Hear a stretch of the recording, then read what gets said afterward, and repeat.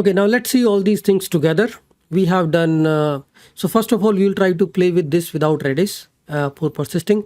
And these are the different arguments which we are passing to the cookies, right? HTTP only, secure, same size, maximum age, right?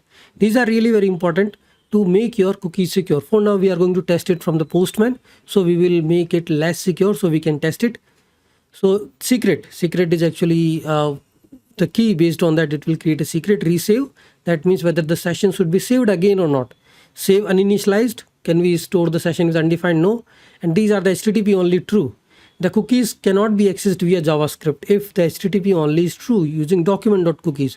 So it will prevent the accesses attack. Secure false. If you want to make secure true, then you can test it only on the HTTPS. I'm making it false for now, so I can test it on the Postman. Same site. The next argument is this same site, so that this allows sending cookies only to the top level navigation like the HTTP post, and not in every HTTP request which are for images, font files and all, right?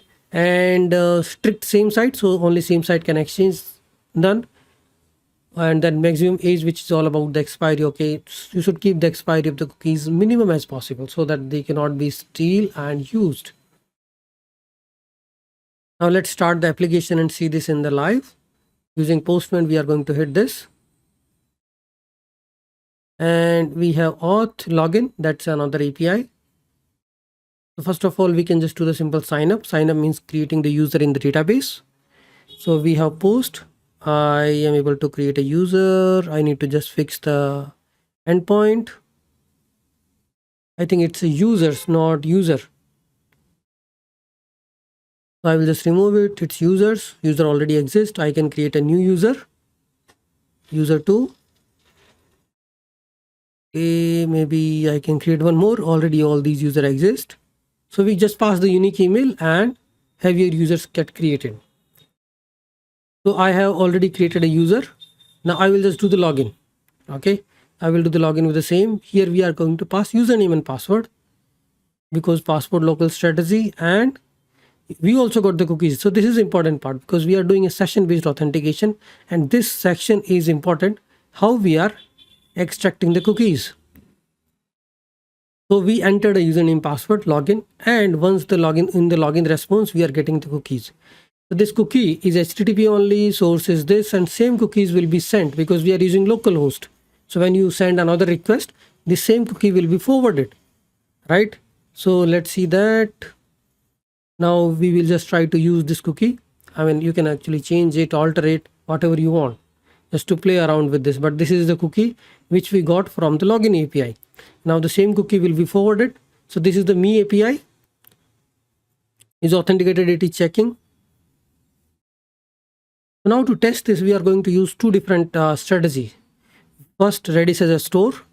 So in Express session, we are going to pass store as a Redis, or another is just a plain where we don't have a Redis as a store. It's an in-memory database. So if your server starts, your session will be gone.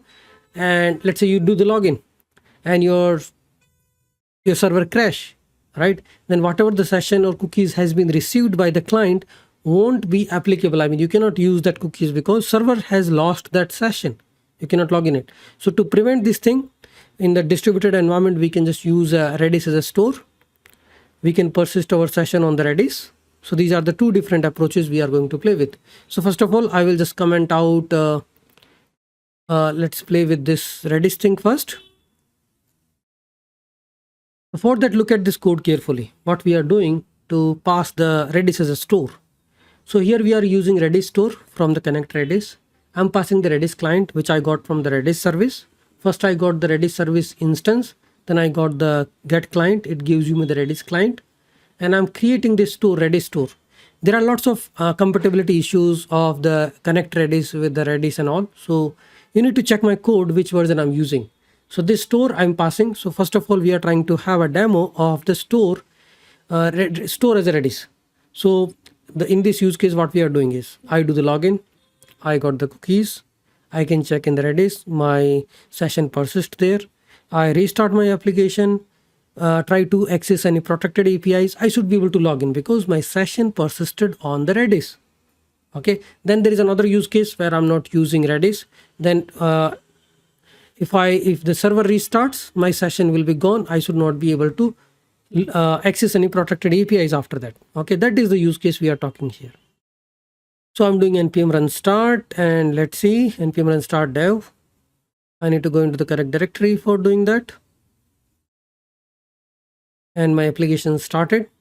Now let's see the end-to-end APIs, how we are talking to the APIs and how we are receiving the cookies. So first of all, I will just try to do the login. Simple post. This is my body, test, email and password. And I got the cookies. That's it. Cookies has been created. This is the cookies. Okay. Everything is good.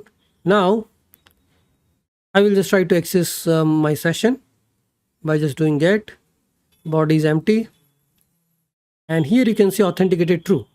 And here I have added authentication guard on this session endpoint. If you just go to the auth controller, here you can see I have authentication guard, and which is checking, are you authenticated? Yes, then you can access it. Now, next thing is, so now my session exists. How can I check this session in the Redis? So there is a simple way of doing it. Here you can connect to the Redis, and then you can just query a simple commands. So what I did is Redis CLI. You can just get inside the Redis container, access Redis CLI, and hit keys star. That will give you all the keys which are added in the Redis instantly, right?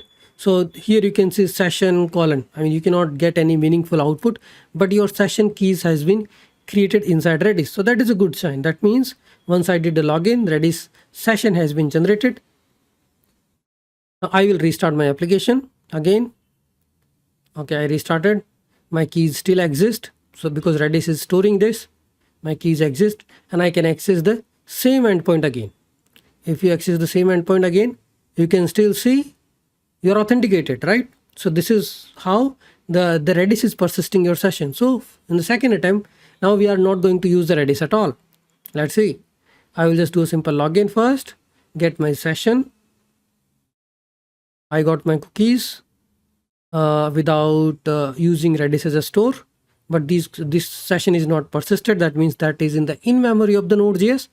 Let's say I change it and try to hit it, the me API. Let's say I corrupted the session. Can I access it again? I mean, it should send me 403 forbidden, right? That is correct. I mean, this is the expected behavior when you are just updating the keys. So let's clear out the wrong cookies. I do the login again. Cookies are reset again with the correct values. Now I try to access the session, get, and I got the authenticated true. That means I'm logged in. Now what I will do is I will go to the code again. Maybe I'll just restart the application, right? npm run start dev. So I restarted the session. I cleaned up the memory of the server, and now I try to do this. I'm getting forbidden. So this, once I started the server, everything is gone. That gives us clear indication how it works, right? So these are the two different variants I have explained, one with the Redis store, one with the in-memory. And this is how the express-based authentication works. You can also persist it in any persistent form like database, Redis or anything. But this is how the whole, the flow, type ORM with the Nest.js, type ORM, passport, Redis, all these things are paired together. Okay. I hope you like it. In the next session, we are going to talk about the cookies based authentication, and inside the cookies, we will be returning the token, JWT token.